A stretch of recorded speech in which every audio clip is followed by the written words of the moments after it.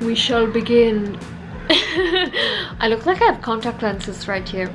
That's weird. Let's get started. Hey guys, so today I will be answering one of the most frequently asked questions that you guys ask me, and that is the subject of split ends. So today I'm gonna go ahead and address that. Actually, before, I already made a video about split ends and how to get rid of them. If you all want an in-depth explanation, you can go ahead and watch that. But to some of you really want me to make this updated video for the newcomers. Usually the questions regarding the split ends that I get are how to get rid of split ends, how not to get split ends again, how do you deal with split ends, do I even get split ends? To tell you honestly, if I don't take care of my hair, if my ends are dry, I sometimes do experience split ends as well. Okay, so the question on how to get rid of split ends, the answer to that is to simply cut it or trim it. Now the mission is to search and destroy and eliminate them at all costs, because basically that split ends is already a fragile hair, okay? If you comb or if you brush your hair, there's a tendency that that split ends can split even more, and by the time you want to cut your hair, you're gonna cut more than you should because the split ends has already traveled up your hair shaft. So that is the thing, do not preserve your split ends. It is not worth it at all. I know oils can temporarily seal them, hair masks can temporarily mask them, but then again, you guys, it is very hard to preserve them because sometimes when you even just comb your hair or do hairstyles on your hair, especially to some of you who are still using heat on your hair, there's always a tendency that those split ends can split even more or even break. So it is definitely not worth preserving it or just maintaining it just because you don't want to trim or cut your hair. And when I say trim or cut your hair, you don't necessarily have to trim it 1 inch or anything. Just find that one strand of hair, and then when you see that split on your ends, just go ahead and cut that strand of hair that is affected.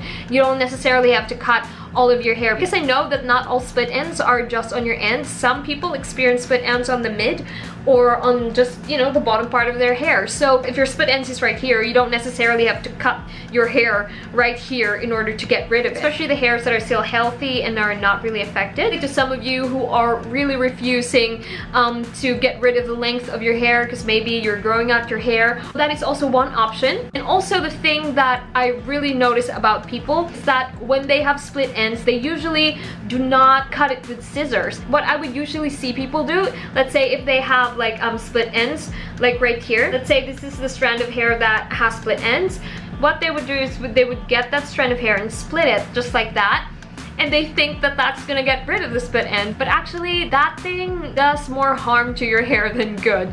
Okay, you must really use a scissors that is really meant for the hair to cut your split ends to prevent them from splitting even more.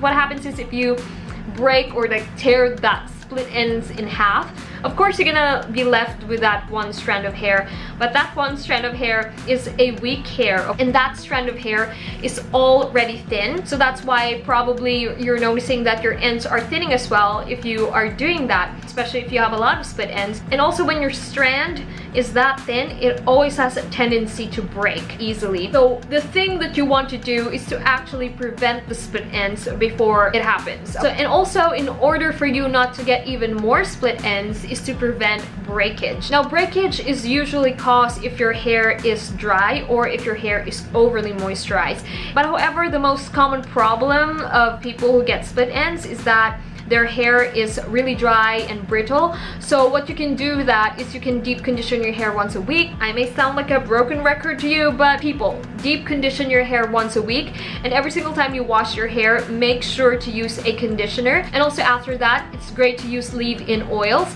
For me personally, what I do, if it's my hair washing day, I always use my Dove hair vitamins. Ever since that I've been using and putting that on my ends, I noticed that I don't get that much split ends anymore because my ends are always properly moisturized. And for me, the Dove hair vitamins, I think of that as, you know, a vitamins that my hair actually feeds on the outside. I know that vitamins are very much beneficial if you take them in, But when we're talking about ends and not really right here on your roots, I think it's also great that we treat our ends with vitamins, or if you don't have the Dove hair care vitamins, you can use any oil serums that you have there, or you can either use a leave-in conditioner if you know that your hair is dry or brittle. Now the second thing that you have to do is to know if your hair needs, as I've said, protein or moisture. So that is exactly why you all need to know the porosity of your hair. You want your hair porosity to be normal. It can't be low and it can't be high either. If you all want an in-depth explanation of if your hair needs protein or if your hair needs moisture, I'm gonna link that video down below, all about hair porosity and to check your hair if your hair needs more protein or if your hair needs more moisture. So that is it for now, you guys. I hope you all liked this video, and if you did, please give this video a thumbs up, and I will see you in my next one. Bye!